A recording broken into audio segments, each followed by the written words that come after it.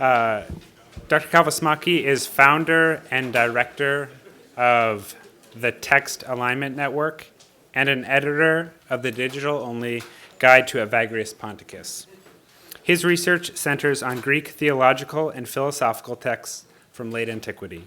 A digital editor for the government printing office, he has also been associate editor in Byzantine publications at the Dumbarton Oaks Research Library and Collection. Please welcome Dr. Kalvesmaki.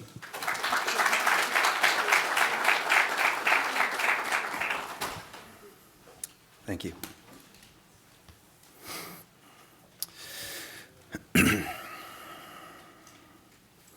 Reverend hierarchs, Reverend fathers and mothers, my friends, colleagues, former bosses. I'm honored to speak here today at my alma mater and in such renowned company. The origins of monasticism are as famous as they are murky. From afar, we gaze upon Antony the Great, fountainhead of the monasticism of solitude. A monk withdraws from human company and enters the desert to combat temptation and demons, to achieve the life of one who knows the divine. The Greek word for the one in withdrawal, anahoritis, is the origin of our English term, anchorite. That way of life is contrasted, again from afar, with the knower of the divine who battles his demons and temptations in the company of others, in a consecrated life shared in common. Once again, the underlying term, kinovion, literally shared life, is the basis for our term, cenobite. Pachomius, a military veteran in the early 4th century, is celebrated as its initiator. Both forms of monasticism shared a common set of goals: achieve purity of heart and mind through vigorous daily practice. To these ends, a monk regulated desires for food, sex, and money via chastity, fasting, and abandonment of personal goods. The passions of the temper, sadness, anger, anxious fatigue, akidia, were tempered through regular prayer, vigils, and labors. More rational passions of vainglory and pride were checked by obedience to a master of the community and by cultivating prudence, forethought, and wisdom. These disciplines are found in the scriptures, both Old and New Testaments, and we know that in the 2nd and 3rd centuries, many Christians in different parts of the Mediterranean adopted a rigorous practice, ascesis, along these lines. What especially distinguishes 4th century monastic asceticism from its preceding models was its visibility. After his discharge from the army in the wake of Constantine's edict removing strictures from Christianity, Pachomius began his training with Palamon, a solitary ascetic who lived in a nondescript home near a village. And after Palamon died, Pachomius' next step was to build a community in the abandoned town of Tabanesi. And before long, a network of monastic communities with hundreds of monks emerged under his leadership. Pachomius' story typifies how proto-monasticism, if you will, emerged to become monasticism. Palamon represents a kind of early, inconspicuous asceticism. Tabanesi remained detached from the world, but it was quite visible in a way its predecessor was not, and therefore was one of the first cases of early Christian asceticism lived in public. To say more about early monasticism, I've chosen to look at a few aspects that might strike you as peripheral, but I will argue were key in defining what was new about monasticism in the 4th century. I frame these aspects in terms of modes. A mode is a way of being or behaving. I think here of the title to the classic on early monasticism by Durwas Chitty, Desert, a City. In that title, you have two modes, desert, city. That is, monasteries could be places of solitude, but paradoxically, they could teem with civic life Both modes capture different roles monasteries had in relating to itself and relating to others. Monasticism should not be reduced to any one mode, but failure to recognize or distinguish a mode runs the risk of an incomplete picture. So my talk, you should know, is already set out to be a failure. In the time allotted, I have to select only a few modes and necessarily omit others. I invite you to see my comments as catalysts for our gathering. My fellow speakers, as you treat different cultures and time periods, please challenge, correct, expand on my reflections. These modes are also ideals. That is, this is not to say that this is how it was everywhere and every way, but these were the ways they were imagined by the church. Monastery as schoolroom. In his biographical account of the life of St. Anthony, St. Athanasius portrayed the monk as unlettered, as being both without formal schooling and without need for it. Many scholars have taken the bishop to task for this portrayal because it flies in the face of letters that Antony wrote, where he evinces not merely literacy, but intellect. But before rejecting Athanasius' account, remember, Antony's letters were known at the time. They circulated widely, maybe not as widely as Athanasius' life, but they were known and they were even translated into many languages. Which means that from his own lifetime onward, Antony had two public images. One as the illiterate but erudite monk, the other as the monk literate but God-taught. The same paradox recurs in Palladius' description of Didymus the blind in Alexandria. Palladius says he never learned how to read, he never went to school, and yet Didymus' literary output, known to us who've read him and to Palladius and his readers, is remarkable in its learning, breadth, and depth, reflective of an author who we know was extremely literate and very well educated. The contradiction is only apparent, as paradoxes tend to be. Both ideals capture at once the dynamic pedagogical function of the monastery. Both tropes critically describe the monastic mode of pedagogue. It was a way of life that could attract and did attract the highly erudite, such as Evagrius of Pontus and Arsenius, and allow them to flourish in their teaching and writing. But early monastic literate culture did not repel candidates from a simple background, whose lack of formal training was not to be disparaged, but praised. But more than that, it was a schoolroom.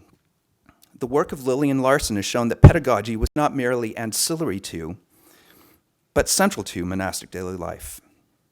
Texts that may on the surface look quite puerile, such as the Apothegmata Patrum, the alphabetic gnomic sayings, turn out to be Christian adaptations of pedagogical devices that were well entrenched in rhetorical and philosophical predecessors. Pachomius instituted a literacy program in his monasteries, and in fact, he wrote letters in which he claimed to have been taught a new divine alphabet, and he wrote to his brothers in this code. These cryptic letters are extant and enjoyed the same kind of circulation that Antony's did.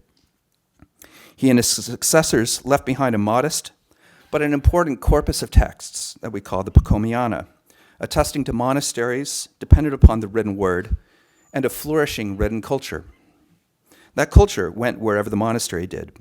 Basil of Caesarea made lessons a central part of his longer rule. John Chrysostom exhorted his congregation to have their children taught in the nearby monasteries of Antioch. Early monasteries, in fact, changed the history of Western education in ways we have yet to appreciate. Monastery as hospital. Just as we saw with pedagogy, there is a paradox built into early monastic literature concerning medicine, namely in texts that apparently disparage the use of medicine by monks or within monasteries. The tendency is seen in some early Syriac writings and in Greek sayings where an elder avoids or declines medical care. but many more texts survive from the same period in corpora that frame medicine as being central to the monastery. Think, for example, of the many accounts of miraculous healings. For example, Benjamin, who was terribly sick all of his life, and yet, despite that, healed those who came to him. Or think about the admonitions of ascetic writers to attend to the soul as a patient that needs to be cured of its afflictions.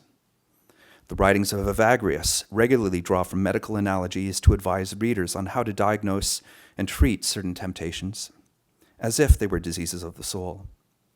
These idealized views of the monastery as spiritual hospital are even more prominent than those that disparage medicine and seem to move it out of the monastic life.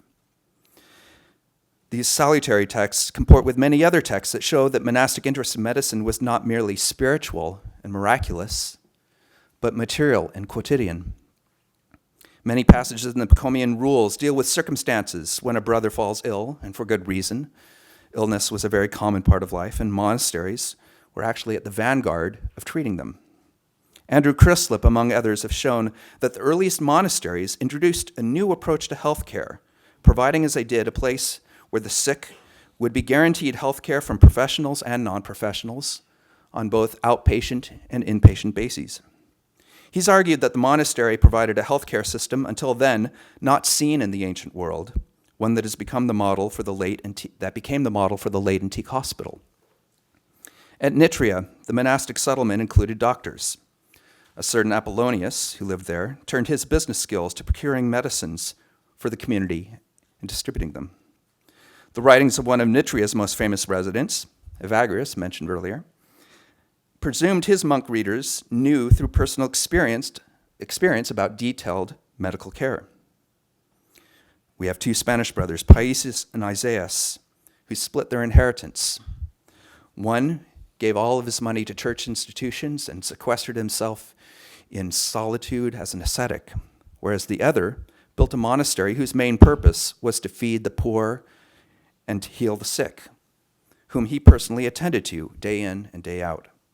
After the two brothers died, St. Pambo was asked by disputants who was greater, and he said, in fact, they both were equal. We might also here think of the Basilius, an institution founded by Basil the Great on the outskirts of Caesarea, capital of Cappadocia. Most scholars have supposed the Basilius to have been a general-purpose institution to take care of the poor and the sick, but recently, Daniel Kainer has argued that the Basilius was, more specifically, a leprosarium. Leprosy was seen as a particularly Christological disease. The slow, years-long incubation period of leprosy meant that its victims were not exclusively the poor. It struck the high and the low alike, without rhyme or reason. So to see a high member of society in such affliction was an acute visual reminder of how Christ himself was brought low as a human being. The incarnation was like leprosy. Lepers incurred with their disease wide social stigma, so St. Basil's efforts to deal with it directly show how his ascetic inclinations played out in a society with needs, and they perfectly illustrate how the monastery functioned as both spiritual and physical hospital. Monastery as stadium. In the foreword to his collection of stories about the monks, Palladius of Helenopolis frames his narrative in the language of athletics. The monastery was an arena. The monks were athletes for Christ. Their struggles against temptation were contests. Such connections recur throughout early monastic literature, written both about monks and by them. Evagrius talks about wrestling with demons who get you into a chokehold, and you must counter them with a counterchoke. The letters of Ammonas and the Macarian homilies deal with the monk athlete as a favored image of the person who must endure trials. Now, most readers take such language like it were any other everyday metaphor, like likening the monastery to a farm, to a boat, to the sky. But allow me to suggest that, unlike those other things, athletics was in change, and so the metaphor differs. Sports and entertainment in its traditional forms were declining as rapidly as monasticism was developing. Gladiatorial games, which began waning in the 3rd century, are the prime example, but they were only a part of a larger culture and network of sports sustained by pagan festivals, the ludi, which included other contests such as horse races. These events were the constant target of Christian censure.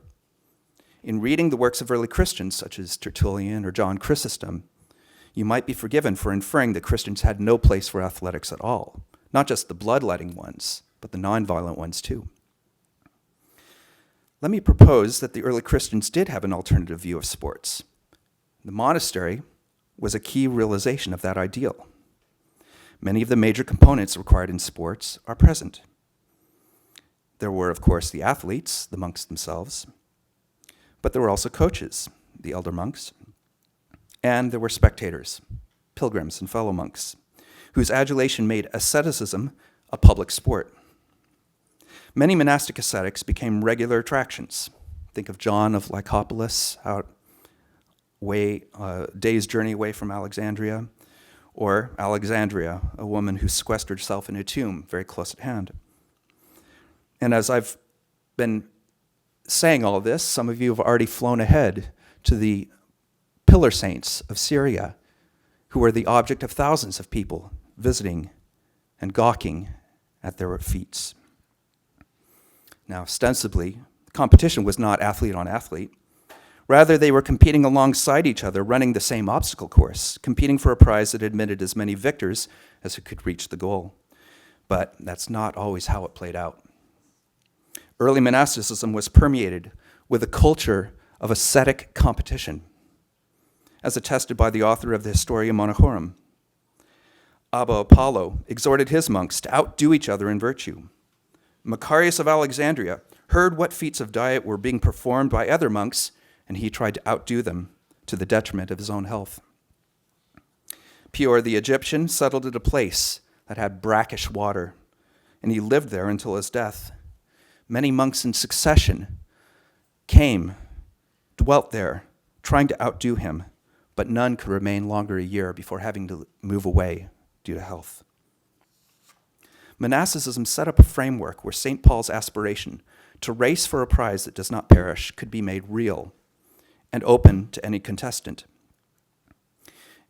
In the dominant historical narrative about sport in the Western world, one goes through the Greek Olympics into the Roman Games, and then jumps 1,000+ years to the Renaissance in haste to get to the modern era of sports. The Byzantine period is entirely missing, except for the hippodrome. But that exception might just prove the rule, may it not, that the monastery itself was stadium. Monastery as place of exile. In the monastic ideal, a man or woman, following the evangelical admonition, abandoned family, home, and wealth to enter the monastic life. To enter the monastery was to undergo voluntary exile. It was to avoid normal interaction with the rest of society, as advised by Evagrius, who, when told of his father's death, rebuked the messenger, "Stop blaspheming, for my father is immortal." Evagrius exemplifies the act of exile as he went through two of them. In the first act of self-exile, Evagrius abandoned his high position at Constantinople as archdeacon and went to Jerusalem to be near the monasteries and to take in a new city. After enjoying that new city a little bit too much, he fell ill. And to exit that, he undertook his second exile, that is, of taking monastic vows. From Jerusalem, he went to Egypt as his last permanent earthly home, a Pontian in exile. He needn't have gone so far. Several monks from Pontus had already at that time found a home in exile near Jericho. But this was the way things were in Egypt and Palestine, whose monasteries were littered with people who'd come for hundreds and thousands of miles to live as exiles. But of course, even those who were from closer origins considered themselves exiles. The cell was inherently a place of confinement, and ideally, the monk never left, even when tempted by visiting bishops. Some acts of exile were driven by penitence. Macarius the Younger embraced a life of solitude in response to a personal act of manslaughter. Moses the Ethiopian and Patermuthius undertook the ascetic life in deep repentance for their lives of robbery. In every case I've mentioned so far, the exile was voluntary. But the theme took on a new dimension in the Byzantine period, when political enemies would be forced into monasteries. This is a development that needs greater study. What did it mean to incarcerate someone in a monastery? How, if at all, did that change the character of monastic exile? How did it affect the civil penal system? I've often said we need a several days long conference or symposium titled Crime and Punishment in Byzantium. If and when that event happens, I hope that the monastery plays a central role. I've covered quite lightly 4 different modes of early monasticism. I was tempted to include others, and I mentioned them at least to tease out our conversation. For example, monastery as oracle. Numerous monastic saints, such as Antony and John of Lycopolis, were granted discernment of events and thoughts from afar. Much insight could be gained by comparing certain monastic elders to the prophets of the Old Testament or to oracles of late antique pagan temples. Or monastery as family. We know that the monastery became a new family for the monk, but its family structures were unlike anything traditionally seen. We've mentioned the cenobium only vaguely. How they organized themselves as a family followed unusual patterns. Perhaps the most significant and pervasive in this early period is the monastery that consisted merely of 2 monks, an elder and a younger, bound by covenant to each other. Or monastery as cosmos. In the system developed by Evagrius, our present goal is to return to the primordial state of unity with the original mind. In writing for monks, he intended them to look at the material components of the monastery, the habit, the cell, the sanctuary, the calendar, as blueprints to the metaphysical structures of the cosmos, past, present, and future, much as Dionysius would have wanted us to look at Leviticus.